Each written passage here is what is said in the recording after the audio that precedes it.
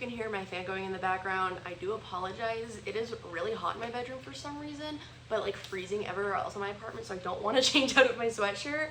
But like if I sit here filming for another hour without my fan, I might go insane. But today we are going to talk about the books that I read in the month of September. September was a really good reading month for me, actually. I actually joined Sarah Caroli's Patreon because my sister is in the Patreon, and they have their own Discord server where they do monthly bingo as well as seasonal reading challenges. That really motivated me to keep reading a lot more than what I probably would have this month with how busy the month was with exams and homework and stuff. So I'm really proud of how much I got to read, and according to my Storygraph stats, I read 15 books, 5,880 pages, and 12 hours worth of audiobooks. So the first book that I read was The Pucking Wrong Number by C.R. Jane, and this is the first book in the Pucking Wrong series. So this story follows Lincoln and Monroe, where Lincoln accidentally texts Monroe thinking that it's one of the like puck bunnies that he's hooked up with in the past, but then Lincoln like immediately becomes obsessed with Monroe and starts stalking her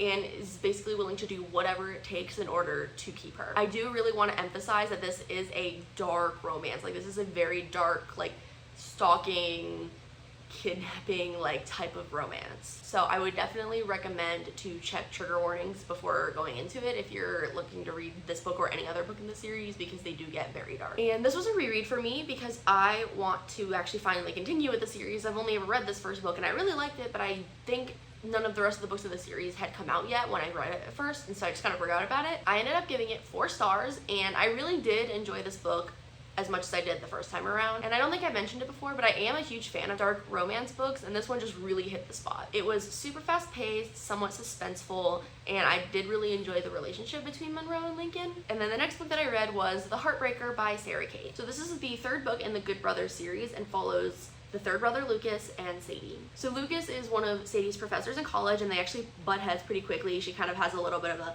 spitfire attitude, and they just do not get along at first. However, shortly into the book, Sadie finds out that she is pregnant and the dad wants nothing to do with her or the baby. And this is not a spoiler, this is part of the description, like that's the whole point of the plot. So Lucas then decides, for whatever reason, to step in and give her a place to stay so she can have a safe place to live while carrying out the pregnancy and eventually raising a baby. Just like any other Sarah Kate book, this one is filled with a lot of steamy, spicy scenes, as well as some emotional and heartwarming scenes. Like I felt like I was always laughing or crying, or like I felt like I felt all the emotions, and that's how I always feel with Sarah Kate books. I read almost every book that she's ever written, and I love them to death. So I gave this book 4.5 stars, and I didn't give it a 5-star rating just because, like I said, I've read pretty much every book that Sarah Kate has ever written, and it just wasn't quite in that top tier of books for me.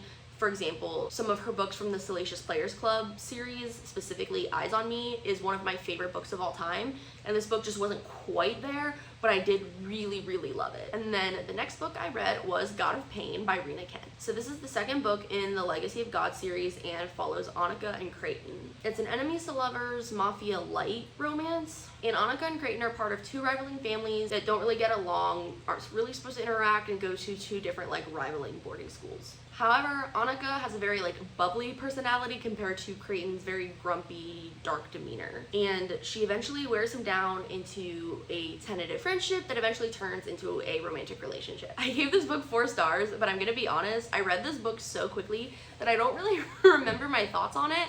I really need to be better about writing down my thoughts as I'm reading a book or immediately after finishing it, because by the time the end of the month comes around, I just tend to immediately forget about a book if I've read it so quickly. And I'm sure I did actually enjoy it because I've read a lot of other Rena Kent books and really enjoyed them, and I gave it 4 stars, so clearly it was a book that I enjoyed. But I cannot for the life of me give you any other thoughts because I genuinely do not remember a single thing. I literally had to look up the main characters' names again because I immediately forgot them because I read it in one sitting. And then after that, I binge read all 3 of the Illuminae Files books again.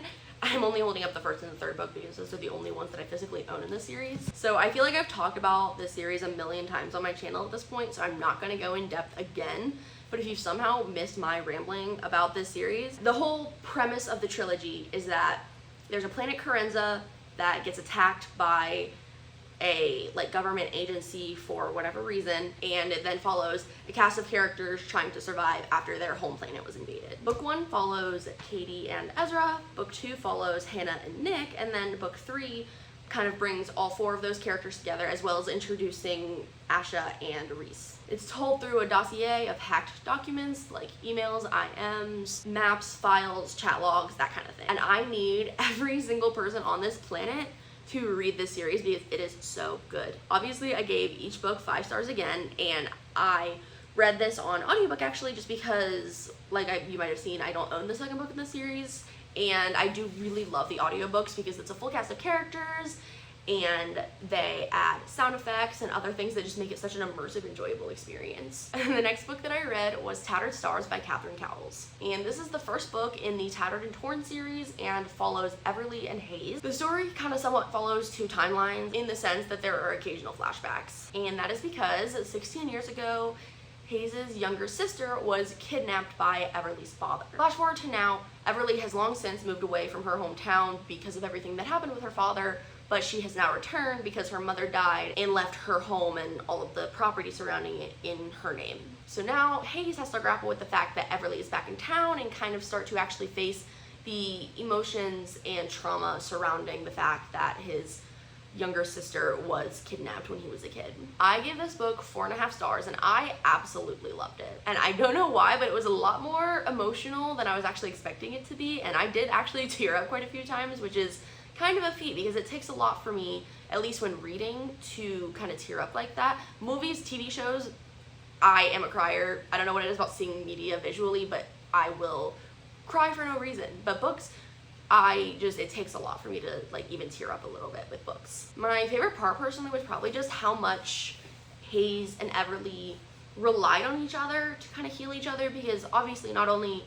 did Hayes kind of have that trauma from his sister being kidnapped, but Everly as well. Like, her father was the one who did the kidnapping, and I don't know if this is a spoiler or not, so if you don't want to know anything about this book going in, probably skip ahead a little bit. But also, Everly is actually the one who goes to the police and tells the police that her dad is the one that kidnapped Hayes' younger sister. And so she has to kind of grapple with that because pretty much all of her family has kind of turned against her because of the way that her father had raised her and her siblings, as well as how he himself was raised, and as well as his brothers, so Everly's uncles. And I will say that after reading this first book, I attempted to read the rest of the series, and it just wasn't for me. Like, I don't know if it just wasn't the right time, but the books were kind of dragging on, and I ended up DNFing pretty much every other book in the series, so I don't think I'm gonna actually continue with the rest of the series, but I did really enjoy this first one.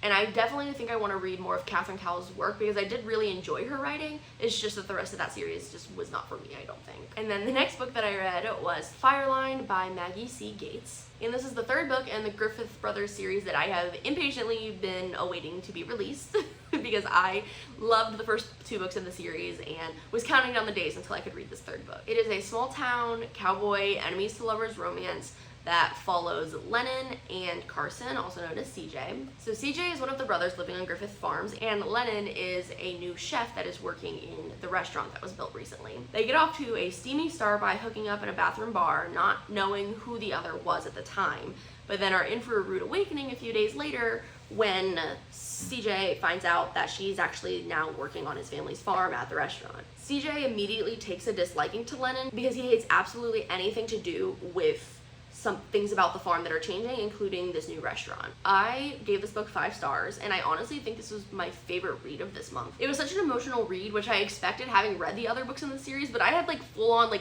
tears streaming down my face, which, like I mentioned earlier, it takes a lot for me to actually fully cry while reading a book. So that just really goes to show how emotional that this book was for me. I loved Lennon and CJ together, and especially loved how much effort CJ put in to making sure that Lennon knew that he was going to stick around and he wasn't going to go anywhere.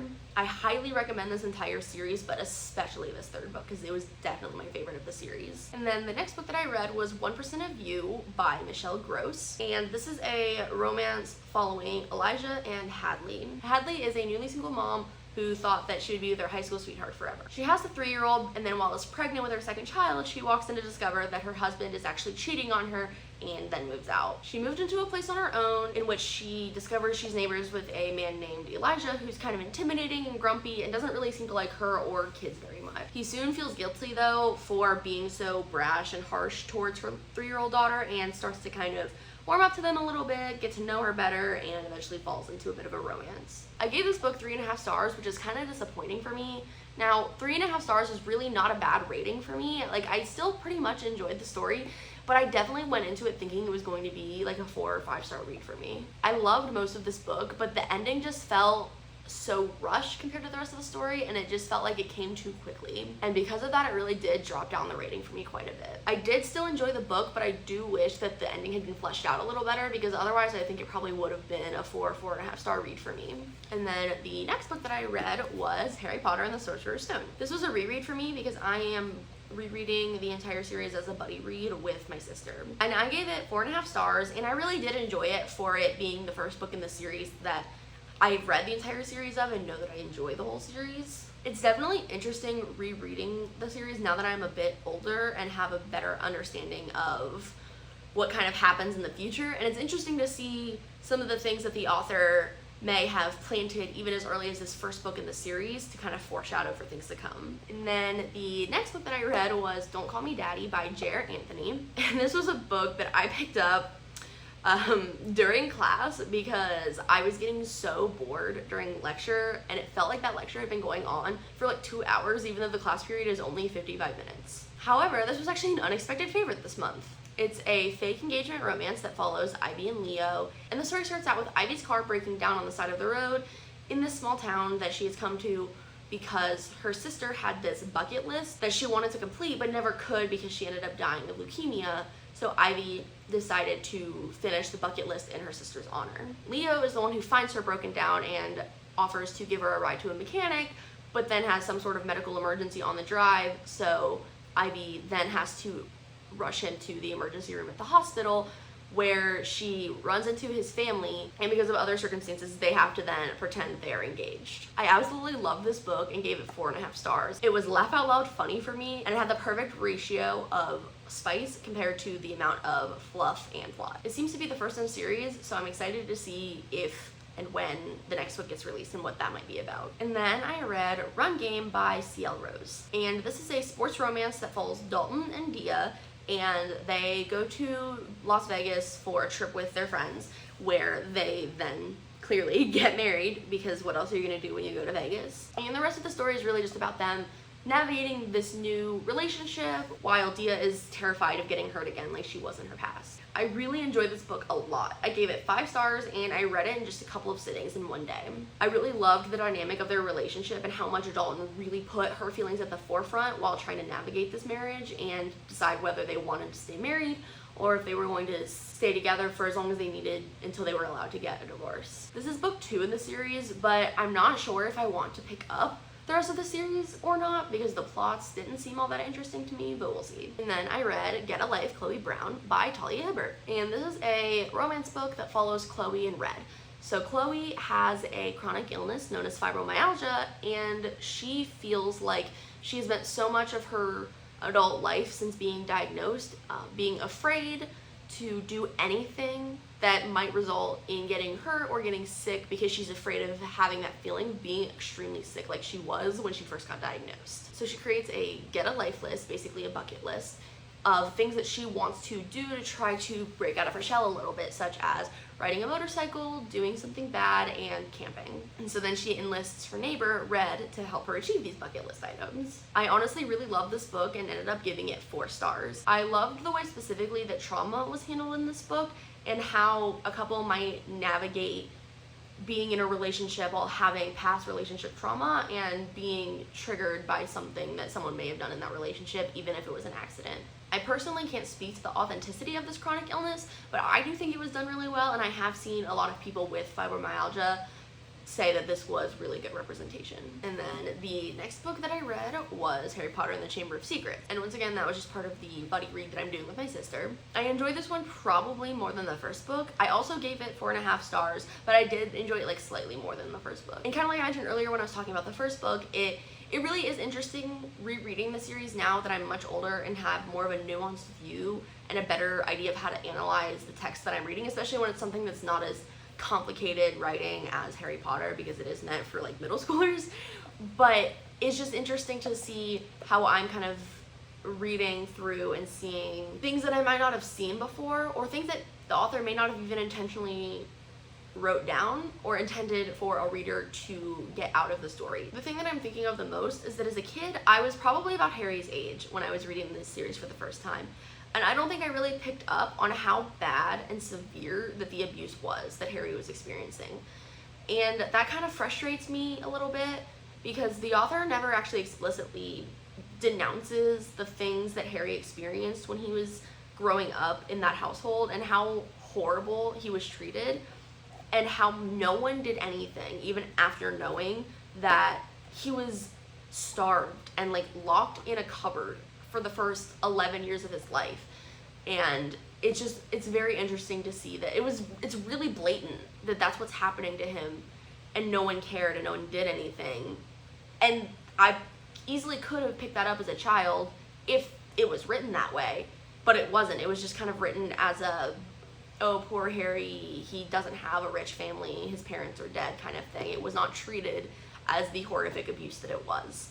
And that's just one of the many, many things that you can add to the list of things that are wrong with J.K. Rowling as a person and an author. But I did generally enjoy this book for the most part, and I'm excited to get to The Prisoner of Azkaban, because that is one of my favorite books in the series, just behind Order of the Phoenix. And then the last book that I read was Learn My Lesson by Katie Robert. And this movie is a dark retelling of the Disney movie Hercules, and that's what this entire series is about, is dark retellings of Disney movies. So it follows Megara, aka Meg, and Hades, who are in a BDSM relationship. They then meet Hercules, who trades his soul to Hades in order to free Meg from being under the thumb of Hades, not realizing that she is there consensually. I did enjoy this story quite a bit, even more than the first book in the series that I read a few years ago, and I gave this book 4 stars. It was definitely the perfect end of the month read for me, because I felt like I was falling into a bit of a slump, and it was kind of a good palate cleanser, quick, spicy read for me to get through a little bit of a hump in reading, and then hopefully start October strong. And so those are all of the books that I read in the month of September. Like I said, I had a really good reading month.